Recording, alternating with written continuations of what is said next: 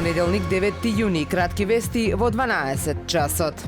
И покрај извонредните планини, езера и историски места, Македонија е блажено скромна и во голема мера не е засегната од прекумерен туризам, објави неодамна престижниот National Geographic за убавините на Република Македонија, апострофирајќи ја храната како нешто пошто се истакнува земјата. Градот Охрид е една од најголемите атракции поради неговите православни цркви, украсени со фрески, патувањата со брод и прошетките покрај езерото. Стои во објавата споделена со наслов на фотографија од црквата Свети Јован Богослов Канео. Кривичниот суд во Струга го ослободи од обвинение актуелниот градоначалник Рами Смерко, кој се гонеше за набавка на луксузен автомобил Ауди вреден 67.000 евра. Според судот, Мерко немал намера да стори кривично дело во врска со јавната набавка на автомобили. Обвиненијата против Мерко беа поднесени во март минатата година. Предходно со посебна проверка во обвинителството во Струга беше утврдено дека Мерко е осомничен за најмалку 30 кривични дела. После тоа против него беа покренати низа обвиненија и нови истраги за злоупотреба на службената положба, а е ставен и на американската црна листа.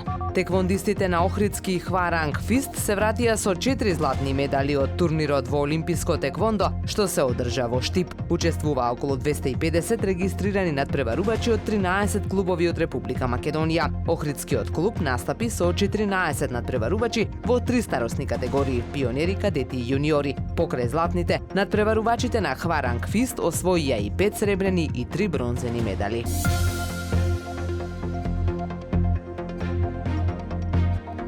Времето денес сончево и многу топло со мала до умерена облачност, дува умерен до засилен северен ветер. Максималната температура во Охрид до 29 степени. Повеќе информации на ohrid.press.com.mk.